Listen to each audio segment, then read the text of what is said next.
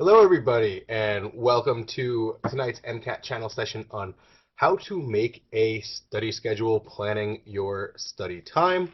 My name is Ed, and I've been teaching with Kaplan for a few years now.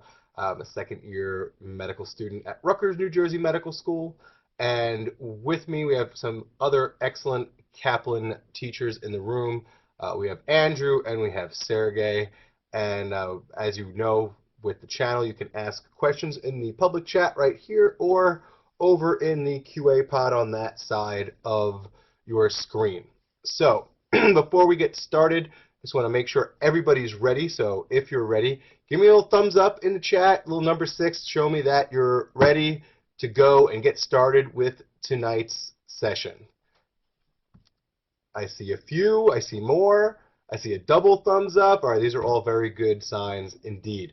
So, all right, excellent. Let's jump right to it then and talk about what we'll be covering in this evening's episode. So, what we're going to learn to do is first and foremost is we want to envision our MCAT prep as a major project, because it is a major project. This is not something to be taken lightly in any way, shape, or form. Not that I think any of you are. You've enrolled in the best prep course possible, so you're obviously taking this seriously. But let's keep in mind that this is a major project, which is going to require more than just the minimum amount of work, right? We'll also talk about general areas that we need to include in our study plans to make sure that we have that success on test day that we all want and to achieve so badly. And then we will build a specific study plan that will lead to that success come test day. So these are our learning goals for this evening's session. All right, so let's focus on the first one, which is our MCAT prep as a major goal. Now, what that means is think of anything else. Tell me in the chat, what are some major life goals that you've already accomplished, that were something that means it required a lot of planning, a lot of motivation, a lot of determination? Name some things that have been like this that you've already accomplished so far. Sure, made a BS degree. Excellent. Stefan, graduate school last winter. Congratulations. That's awesome. And as Andrew saying, oh, learning the ukulele. Excellent. But that is true. Learning the ukulele, any other musical instrument, if it's new to you, this requires time. It requires prep. It requires a plan. And it requires you to execute that plan. And this is something that we need to do for the MCAT, right? We definitely need to make sure that we envision this in our heads as something that is going to require a lot of preparation and a plan. And Eric, recovering from ACL injury to play D1 soccer again, congratulations. That, I'm sure, was a very tough road to hoe, so to speak. Definitely required a lot of dedication and is a major project in and of itself, for sure. So, thinking the MCAT in context, this is basically the biggest factor for admissions into medical school. Now, this shouldn't be news to any of us, but maybe it's a little bit of news. But let's get rid of the mystery here in case there is any, and let's just get it out there that this test and the score that you get on this test is going to be, at first, at least early in the process, the biggest factor in whether or not your application moves forward when it is received by a medical school admissions committee. Now, why? Why do you think that is? Tell me in the chat, why do you think the MCAT is so important to admission to medical school?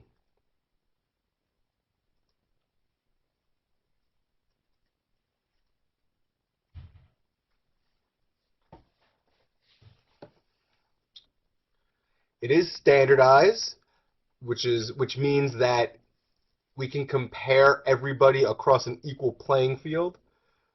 Stephanie said determine how you would do on other exams. Everyone must take it, your test taking skills. I like the critical thinking skills and your basic science knowledge. gives you an idea of how you can remember info over a long period of time and handle stress. These are all very, very good responses. And the truth is, above everything else, and everything you guys put in there is very accurate. Biggest thing is it's a direct comparison to you and other applicants, right? It's the only thing that an admissions committee can use to judge everybody on an equal playing field. Because say you're talking about your grades from school to school, well, you know, a 4.0 in biology 101 at one school might not necessarily mean the same as a 4.0 in biology 101 at a different school. That's very difficult for admissions committees to really gauge those differences. So with the MCAT, it's simple and straightforward. Everybody's taking the same test that's scaled and scored the same way, so we can compare everybody equally. So that's something to keep in mind. And also, what they really use it for is not just to see, okay, can you get a grade good enough to be admitted to this school? But they're also doing it's a direct correlation to whether or not you can succeed in medical school. So, and that doesn't just correlate to the test itself and the score you get. The score that you get and scoring something that is high enough doesn't just indicate the intelligence level is there and the ability is there. It does. But on top of that, it indicates that you also have put in the amount of time and dedication needed, that you've had the willpower and the preparation and proper planning to develop those skills and to work hard for a long period of time to then achieve that score. That tells medical schools admissions committees that, yes, your ability to then achieve a score good enough for admission is there, but more than that, the work necessary to get there means you will put in the work necessary and have the ability to succeed when you are in medical school. So that's something to keep in mind. This is a big picture exam. We don't want to think of this as just, I need a good enough MCAT score. You need a good enough MCAT score to get into medical school. You need a good enough MCAT score so that you can get into medical school to become a physician. Big picture, becoming a physician. So that's what we have to look at this. And we're using the critical thinking skills that the MCAT is going to make us work on and hone, and we're going to use those critical thinking skills throughout our careers as physicians. Now, this scaled score is now on a scale of 472 to 528, and something I'd like to point out, because I think it's really cute what they did here, is notice that this right here is a stethoscope that's starting from the bottom to the top of the bell curve. I think that's really cute they did that. But anyway, the score is from a 472 to a 528 total. Now this 500 that you see at the top of the bell curve, this 500 score is what we call average, the median score. It is the 50th percentile. Now what does the 50th percentile mean? Who can tell me in the chat, what does 50th percentile mean when you hear that?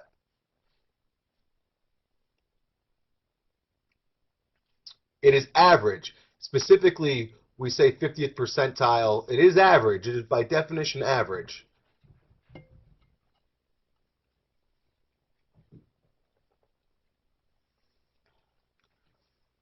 Exactly. 50% of the people did better than you, and you did better than 50% of everybody else. So you're smack dab in the middle. That's exactly. And if you look at the 4 sections, over here, a 125 is at the fat part of the bell curve, so that's 50th percentile per section. If you look at the sections, they range from a 118 to a 132. What does that tell you? How many points total is that? 118 to 132. That's a scale of how many points? How many points is that? And remember to include the 118, or include the extremes. And Lauren's got it. That's right. It is 15-point scale. What was the old MCAT? What was each section a scale of? Well, it was from 1 to 15. So we have this 15-point scale still. It's just the numbers are slightly different. So what that tells us is schools won't have too much of a problem being able to interpret this score and how it might compare to the old MCAT. Something we're projecting based on all the information we have from the AAMC is that a score of about a 510 is going to correlate to something about the 75th, 80th percentile, something that is around, or maybe a 507 rather, is around a 30, whereas like a 510 would be around a 33. So that's something to keep in mind if you're wondering like what's something to shoot for. It's hard to say exactly, but something around at least a 507 we estimate to be close to a 30 on the old exam. So that's something to remember. All right, so the MCAT, above everything else, we know it's science-based, so yes, we need to know content. That is unquestionable. We need to be comfortable and familiar with all the science topics that the MCAT will test us on. However, it is a critical thinking test, right? Above everything else. They use this to measure your potential for critical thinking. Why? Because physicians do this every single day. I want you to be able to interpret what differences in pH mean and then think about what that might bridge to in terms of physiology and what's going on in the human body, and think of all the different types of things that might be affected theretofore, right? It's about connecting pieces. It's about puzzles.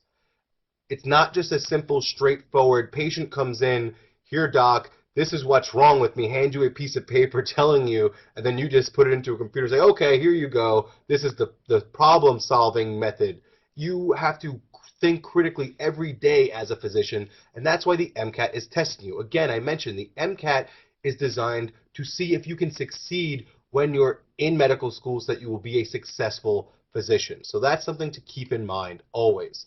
There are specific and achievable things that you can do to make your MCAT score the best representation of your potential as an applicant, and we're going to talk about those things.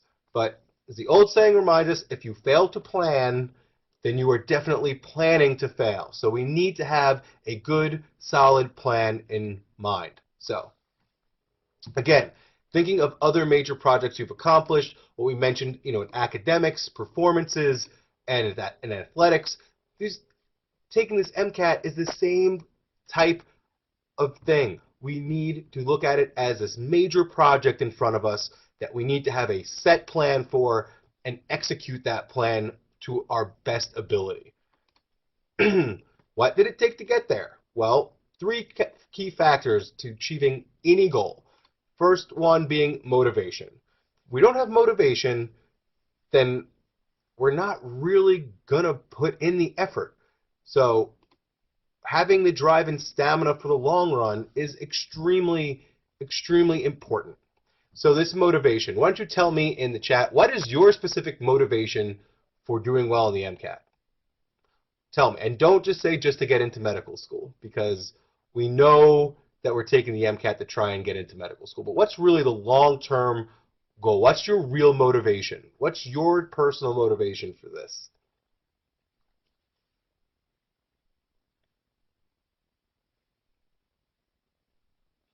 I like what Lydia has to say, being a good physician, excellent long-term goal.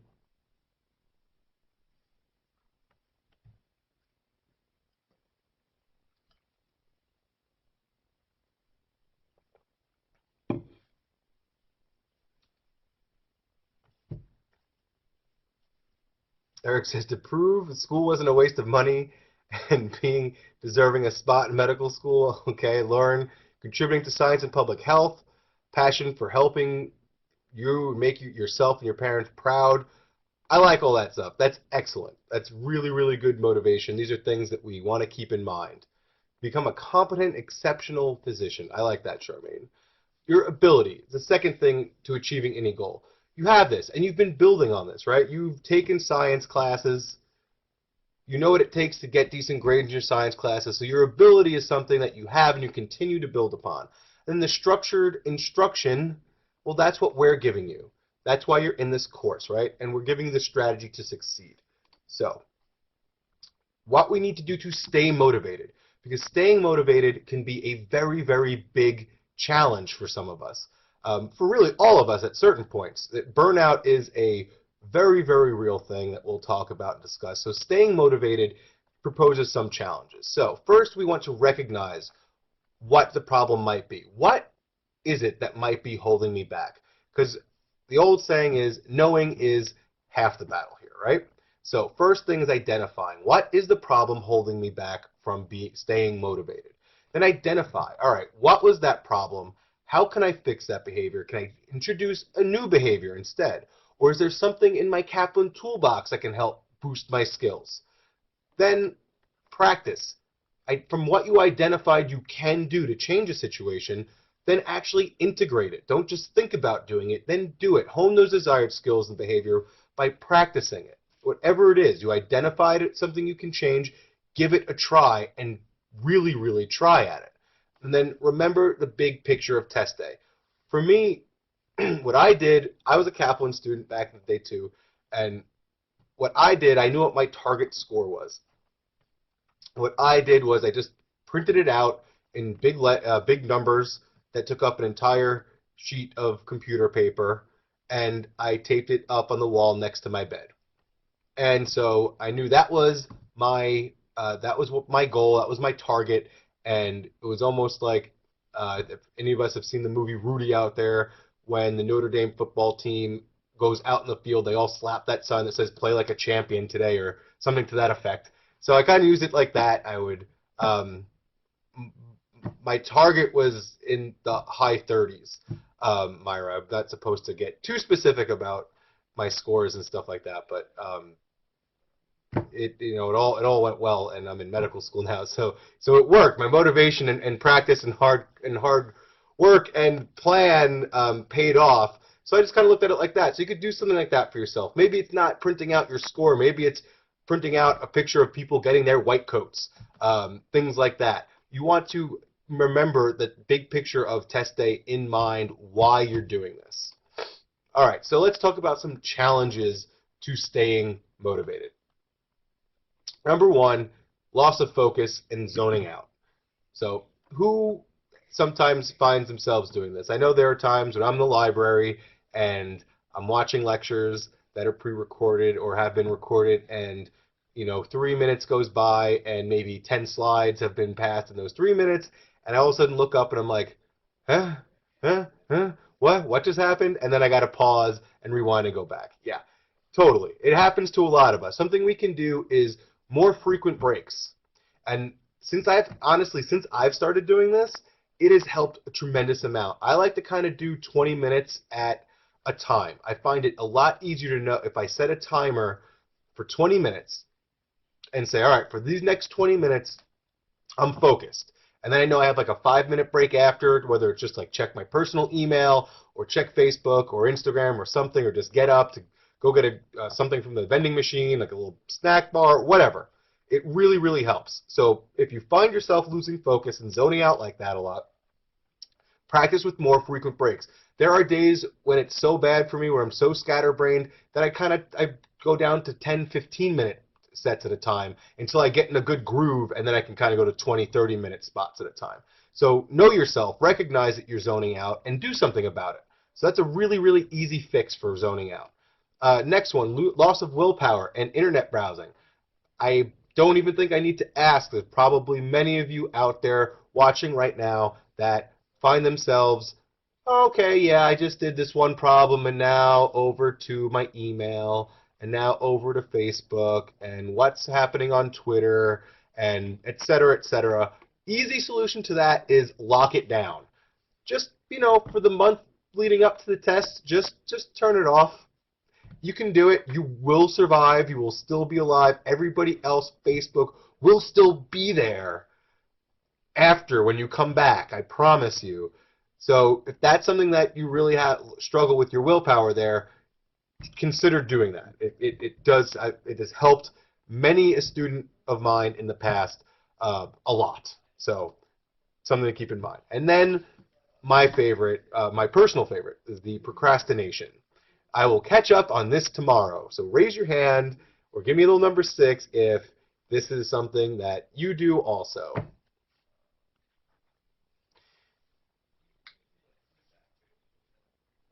Yeah, it is definitely something that a lot of us struggle with. Sorry, Stefan. I'm calling myself out too. I used to be really, really bad at the procrastinating. And you know what? To be perfectly honest, studying for the MCAT was and enrolling in the Kaplan course and finding it at the beginning to be really overwhelming and falling behind after like the first lesson made me realize that if I want to put the money that I'm spending to good use, if I want to actually get this target score that I've set for myself, and I really want to show myself and medical school admissions committees that I can succeed, well, that was very easy motivation for me to stop procrastinating because you realize so quickly in this course, and then trust me, in medical school, as a first year, your first start, if you try to procrastinate, it builds up on you so quickly, you just can't do the kind of procrastinating type things that you can get away with sometimes in undergrad or even grad school. Trust me, you can't. So do the work to now because doing the work today means you're going to become a doctor tomorrow. So just don't do it anymore. That's the just really best piece of advice I give you is to really make to-do lists for each day that are attainable and stick to it. All right, so other challenges to staying motivated. Uncontrollable factors. It's them. It's not my fault, these types of things. One being the MCAT is just too hard. Well, I'm not going to sit here and tell you that the MCAT isn't hard. It is hard. If it wasn't hard, then everybody would do it. And everybody would be a doctor. Well, maybe not everybody, but a lot more people. It would be way less competitive.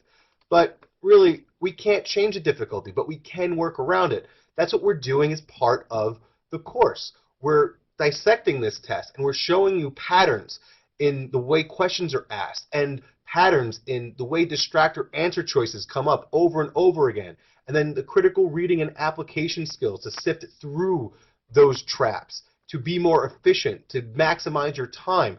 We're showing you all that. So focus more on, well, you know what? I have a leg up because I'm being instructed on how to get past some of this, and so it's not going to be as hard for me, right? Next one is standardized tests are just morally wrong. Well, you know what? Whether you think this is true or not, it doesn't matter. We need to do this. And we need to do this to get into medical school, so let's do the best we can. And just a little aside, something that I want to spend a minute on here is talking about your own personal mindset. I'm not telling you you have to change your whole personality and the core of who you are. If you're a little bit of a glass half empty person, a little bit jaded, maybe a little bit of that pessimistic side to you, that's fine.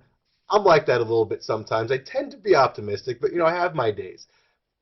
Fact of the matter is this. If you're going to have a very negative attitude towards something, and you go in with that negative frame of mind, you're putting yourself in a hole already. You're just not giving yourself the opportunity to succeed if you already go in thinking with this pessimistic type negative attitude that you're going to struggle. Guess what's going to happen when you expect something to be too hard and unfair and that you're going to struggle at it? You're going to then struggle at it. So look at it as an opportunity. Exactly as Charmaine said, put bad in, you're going to get bad out. And it's really, really true. So it's just a psychological, not a psychological trick you play on yourself, but I can't think of a better way to phrase it at the moment, so we'll just go with that. You want to just put it in as positive a frame of mind as you can. Just think of this as, yes, this is hard, but you know what? This is something I have to do. This is something that everybody has to do. So it's not just you. The AAMC isn't picking on you saying only you have to do this. It's no, every person who wants to go to medical school has to do this. So I'm going to do the best I can and show them that I can do this and that I can succeed as a medical student. So be a little bit more proactive, a little bit more glass half full about the whole thing, and tell yourself you can do this. Even though you might think it's unfair, doesn't matter. You're going to do it because you have to and you want this. So do it and be positive about it. All right, now last one. My professors have not taught me that trick. Thank you, Myra. Your professors haven't taught you the trick, but guess who is going to teach you that trick? I think you can tell me the answer to this in the chat. That's right, Kaplan, me, your other instructor, someone else on the channel. We're going to show you so many tricks. And then you're going to practice those tricks and you're going to hone them to make them even better suited for you. So don't worry that your professors never taught you, because guess what? Your professors are mostly all PhDs who are really only interested in their research. And that's fine. That's what they do for a living. That's their life's work. If I were that person, I would be really interested in my research too. That's like my whole life. They're teaching you basic science. Their goal isn't to teach you how to ace the MCAT. We are teaching you how to ace the MCAT. So you're going to find these tricks through us and through practicing them over and over again, right? All right, so now let's look at factors that are in your control, like you are overconfident. You made careless mistakes. Now, I see this a lot of times with the biological sciences. Like, who here happen to be like a bio major or a biochem major or something like that? Anybody?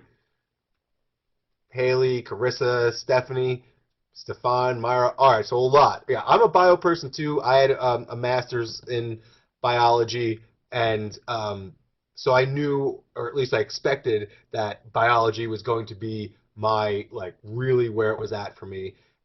Something to keep in mind is when you are really good in, like, say, biology, you can go in a little bit overconfident and miss a lot of things like careless mistakes. So when that happens, learn from those past errors with, like, your why I missed it sheets, okay?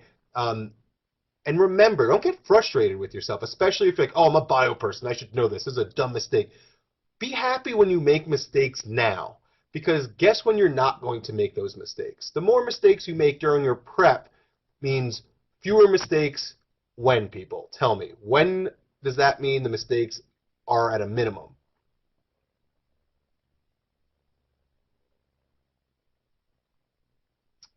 Yeah, that's right. On test day. Thank you. So use the errors you make now to learn from them, and that way you won't do them later. All right, you're underconfident. You gave up too easily. Sometimes when you're taking a practice test, you fall back on your old test habits because you start to panic and you got underconfident, so you kind of throw the strategies and skills out the window. That's something that happens to a lot of students. Don't give up that easily. You need to keep practicing these skills and strategies and these methods in order to get them to become second nature. When they become second nature, that's when you really start to see the benefit. But like any new skill you're learning, you need to practice it over and over again. Myra, why I missed it sheets are, it's just a review template that I would be more than happy one of us can upload the Why I Missed It sheet to the pod before the channel session's over. It's just a rubric for you to use when you review your practice tests. So you like identify what question number it was, what type it was, what was the mistake that you made, etc., things like that. So that's something that, oh, and as Andrew says, it's chapter 12 of the CARS review book also has it. And then lastly, you're too tired and burnt out. Some really easy here. Pick different testing times. Don't do a practice test when you're exhausted. You know, practice good sleep hygiene, nutrition, exercise. Take days off. Be social. Don't burn yourself out. These are things that you can definitely control, and try to notice when these things are going on. All right, so as we were just mentioning, burnout is a very real factor in any big project, including getting ready for the MCAT. So we really want to prevent burnout. And now, this little word exercise to consider highlights this. Recreation is recreation of the psychological and emotional energy required to keep you learning and practicing in top form. Ever notice if you ever play an instrument, like you practice at night and then go to sleep, and then the next morning you go to play again, and sometimes like you got way better overnight? It's because you gave your brain time off to really absorb everything and put it together. It's the same idea. You cannot let yourself burn out. You really have to be cognizant of burning out. I myself kind of hit a wall when I was doing my MCAT prep. Best thing I did for myself was that I just took a few days off and did nothing. And then I felt so much better. I was re-energized. I went into my test, and all was well with the world at that point. But when I hit that wall, it seemed like my world was crumbling down. Really want to avoid the burnout, so be cognizant of it. And remember that recreation is recreation. You need to take some time off for you to step away from the MCAT and let your brain recreate everything and put it together.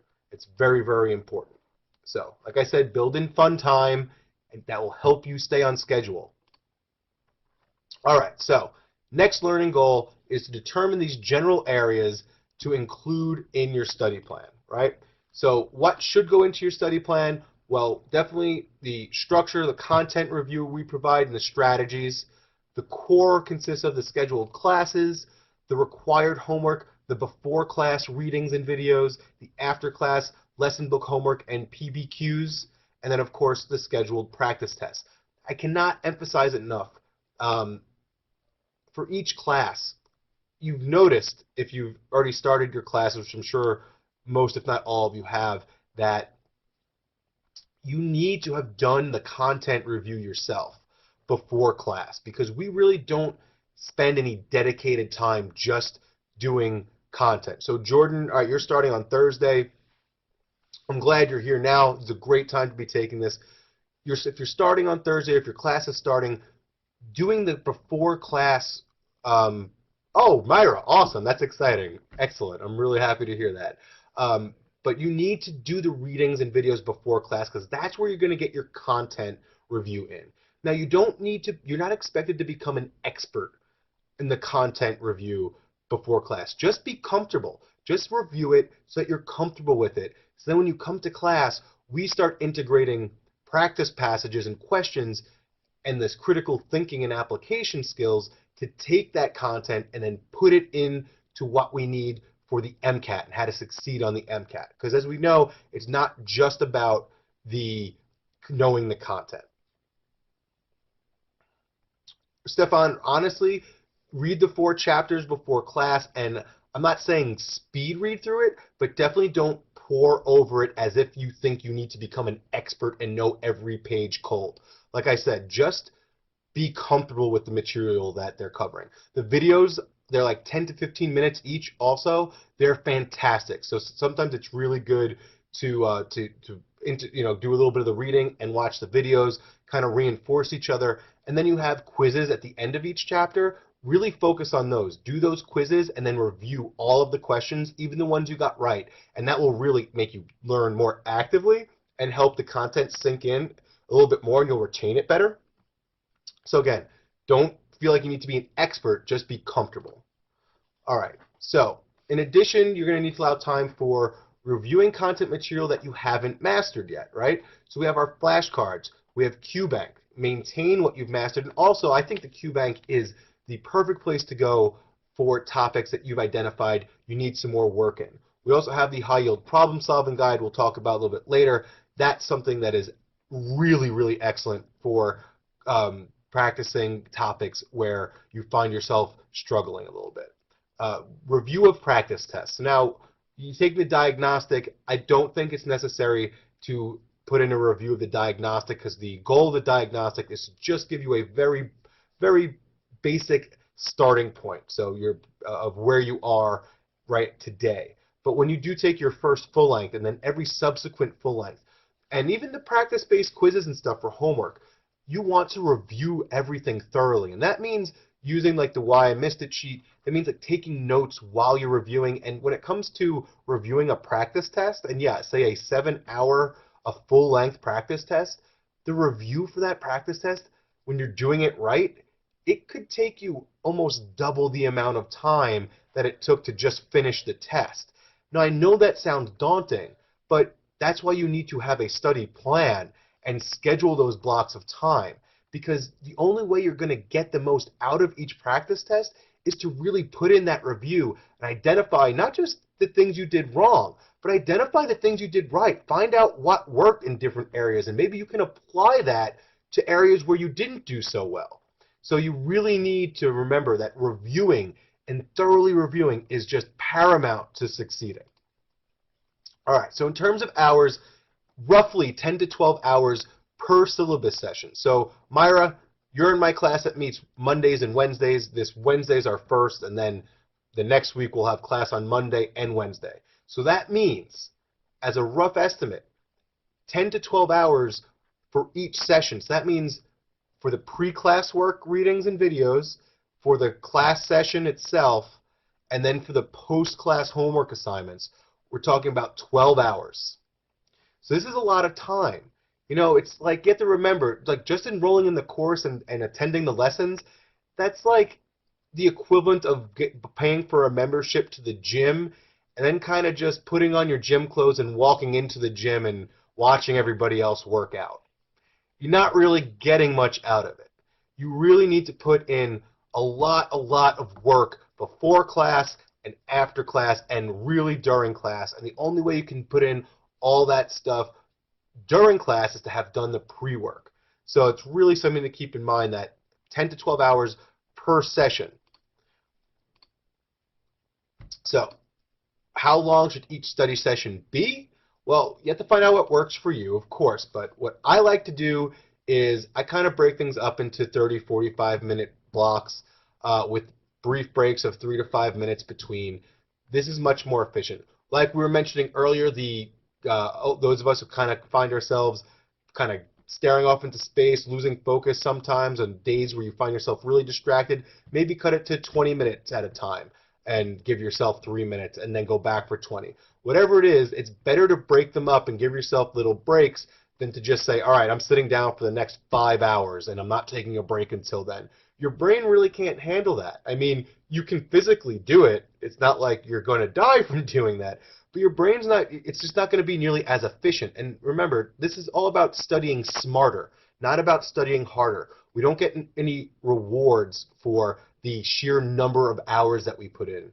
We get rewarded for being efficient with those hours, and that correlates to obtaining a really great score when this is all said and done. So keep that in mind, right? And definitely study with a timer. Do it with a timer so that you know that you're sticking to what you're planning on doing. All right, so now finally, build a specific study plan to lead to success on test day. So the first thing, I'm just going to put the first two things up because I think they should be reversed. The first thing you should put into your calendar. Now this could be your iCalendar or your Google Calendar, or what I actually like to do is I have this really fancy top spiral notebook that's graph paper because I'm really neurotic and that's the only notepad that I use. But then I use like a ruler and I make it into this really perfect grid and it's color coded and I like to do it by hand. It relaxes me and it's like nice to cross things off manually after I finish them each day.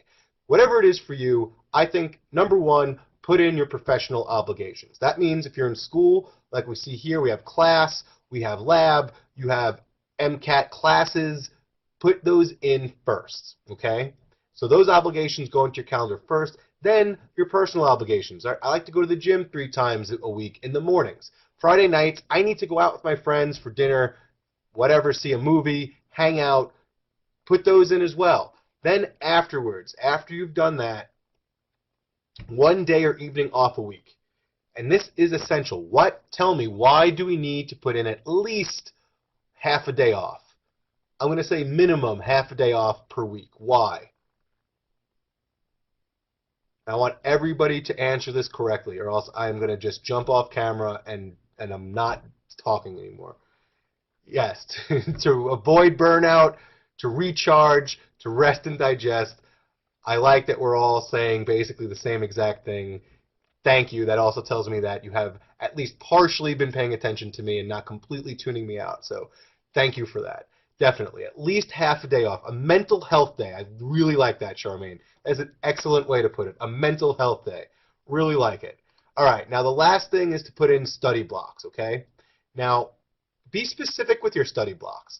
And a lot of students ask me, you know, how should I build my study blocks? Do I just put in like 3 hours MCAT study? No, it should be specific. And what I think the best thing to do is you put in, say, a 3-hour block. That doesn't mean you're going to study for 3 hours straight. What to me that would be is, all right, first hour, really only about 50 minutes, is I'm going to do content study. I'm going to study from my Psych Soc 2 unit. I'm going to go back to the lesson book. I'm going to go back to the flashcards or the quick sheets or whatever content I need to use to just review it really quickly. Then I'm going to take 10 minutes off, little break, reset. Then the next hour, I'm going to do practice questions. And then for the last part, I'm going to do what after I've done those practice questions? You tell me. Let's anticipate what I'm thinking here. I say I'm going to do some content review, then I'm going to test myself on what I reviewed. Then the last part to really make that all sink in is what? What's the last part of that study block that should really help sink that in? Excellent, Eric, Stefan. Thank you. If you agree with Eric and Stefan, please give me at least 1 6, if not 2 6, or little 2 thumbs up, because that's exactly correct. And if you build your study blocks in 3-hour schedules, you make first hour content, second hour test myself, third hour review what I tested myself on, that is excellent. Because remember, well, the thing that a lot of students get hung up on is what I mentioned before, is that they feel they need to become experts in every content area. And that's not true. You just need to be comfortable and solid with the really high yield stuff, the stuff that comes up. Then you want to test yourself. And when you test yourself, that's active studying. It's a more active process. That it's a different part of your brain that you're using. It helps a lot. Then, guess what you're doing when you review what you've tested yourself on? When you've done a passage-based quiz, and then you're reviewing it, all of the questions, what are you getting in that review? You're getting repetition. Exactly, Chris. You're totally getting repetition. And you're also covering what? You're solidifying the material. These are all excellent answers. Basically, what I'm getting at is that's also in its own way. It's a part of content review, right? I mean, what you're saying is perfect. Yeah, it's repetition. You're solidifying. You're internalizing. But when you review the test you just took, the practice quiz, well, you're also covering content.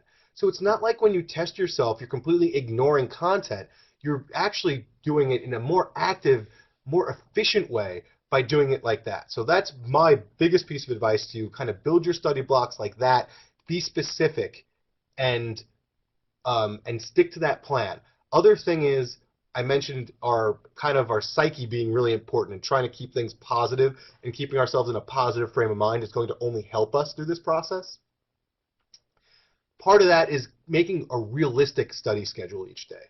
Meaning, when you put down that calendar and you're saying, I'm going to do X, Y, and Z, make sure that you have enough hours in the day to accomplish X, Y, and Z.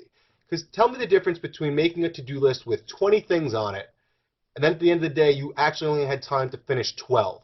Now you have 8 things left over. How are you feeling about yourself when you've only done 12 out of 20 things that you said you were going to do that day?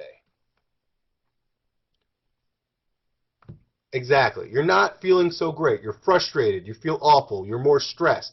Compared to, all right, I'm going to make 8 things that I need to get done today. And I finished all 8 of those things. And actually, you know what? I had some extra time, dipped into tomorrow's to-do list, and did 2 extra things. Now how do you feel at the end of the day? Now you're feeling pretty darn good about yourself.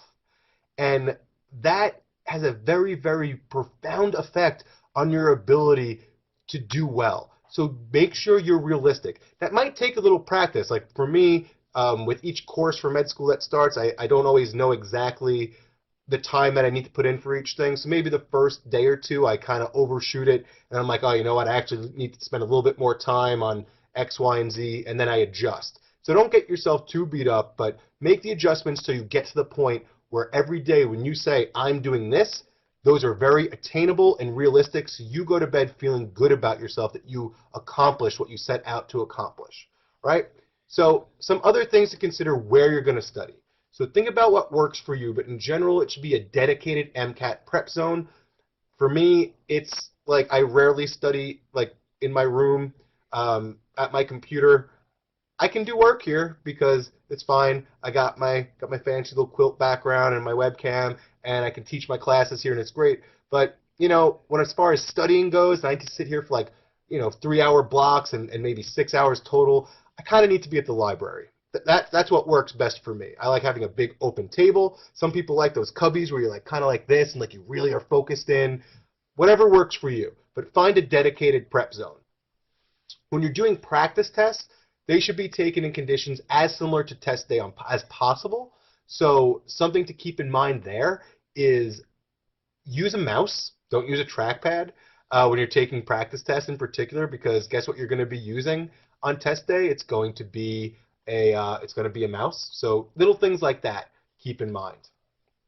All right, so the week before test day, something to consider before test day. And as John says, actually, I'm angry with myself, but thank you, John. John was my mentor, by the way. So hello, John. Thanks for joining us.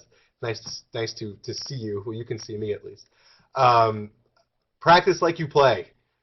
That's what we're trying to do here. Because what do we want? We want that by the time we sit down for the MCAT, for the real thing, we want everything to feel as familiar and comfortable as possible. So even something small like using a mouse instead of a trackpad helps. Nothing should feel funky or hinky on test day. It should all be familiar and expected. All right, so the weeks before the test, consider scheduling your practice test at the same time of the day that you're going to take the MCAT. This is something very important. I think for the most part, they're all really starting at 8 a.m. Not sure if they're offering different times yet. So do as many of your practice tests, especially as you're approaching test day, at the time you'll be sitting for the exam. Keep the focus on your test day. So if you haven't registered, register now. One, because a lot of the seats get taken up. I mean, all of April and May are already gone. June, you can register for now. I think March something coming up very soon. I did not mention the date yet, but in March we'll be able to register for the July exam. Having a set date, registering for it, makes it more real, makes it easier to stay motivated and to actually make a study plan.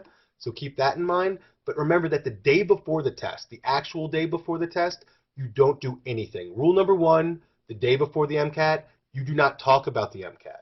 Rule number 2 for the day before the MCAT is you do not talk about the MCAT. You take that day off. You do something relaxing. You do something fun. Go to a movie. Go tubing. Go fishing. I don't care what it is. Just have it not be MCAT. And that's your job the day before. Give your mind that you're not going to do anything the day before that's going to make a difference on your test, except maybe burn yourself out more. So plan something fun for after the test. Definitely give yourself something to look forward to.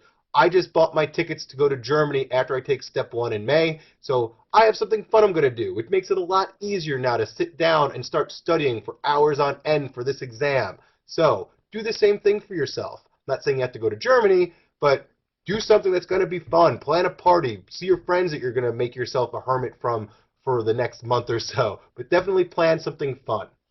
All right, so recap what we've learned. The MCAT is a major project, right? We need to determine the areas to include in the study plan that we talked about. And building that plan. We talked about building a very specific one. Very, very, very specific plan. So that sums up everything so far. Any questions? Any questions at all before we close out for the evening? I want to open it up and allow any questions that we have.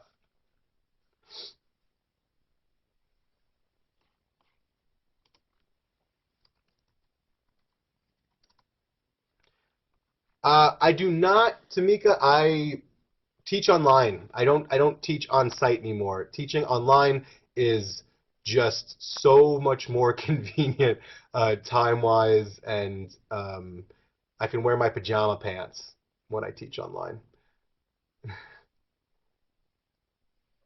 Ah, Myra, really good question. Reading faster. I used to also be a super slow reader until I started reading for pleasure on my own. And honestly, just the more you read, the faster you will get at reading. So I highly recommend if you want to integrate it into improving your reading skills for like the cars section, start reading articles in the New York Times, the New Yorker, stuff like that. But taking notes, no, I wouldn't recommend taking notes just yet. You could do the practice your labeling for each paragraph if you'd like. But if you haven't started the course yet, then I wouldn't worry about what I'm talking about. But just read. Like I didn't like reading until I started reading the Lord of the Rings books, and after I got past the part where they finally left the Shire and things started to pick up, I fell in love with those books, and ever since then, now I read books so quickly, and it's just from reading more. So yeah, Eric says Game of Thrones, for sure. Find something you enjoy reading and just read a lot, and you will get faster at reading for sure. Yeah, Andrew, right? For sure. Once I got out of the Shire, I was like, oh no, now I'm hooked. Yeah, try picking up Game of Thrones and reading. Honestly, just read more, and you will be amazed at. It's like I don't know if you ever tried doing pull-ups. I used to be terrible at doing pull-ups, and then if you keep on trying to do pull-ups, one day you're magically able to do one, and then like within a week you're able to do like five, and then in a couple weeks you're able to do like 10 or more, and it just like exponentially gets faster. It's like that with reading. Well, Gail, the best strategy, I think, is what I outlined before with your blocks is to start with a little bit of content review, then test yourself, and then review what you've done and make them in blocks. And then you're Chuck Norris, yeah. Oh, in the science, no, definitely not. Great question, Tamika. For the science review notes, when you're those pre-class readings that you have, as a lot of students like to do that, like to sit there and pour over the review chapters and take notes on them. Do not. Just read through them. I'm not saying speed read. I'm not saying ignore them, but just read through them. Spend more time with the questions at the end and review those questions at the end. That will help you so much more. You don't want to spend too much time poring over everything in the review notes. Definitely want to read everything, but yeah, don't go too crazy with that.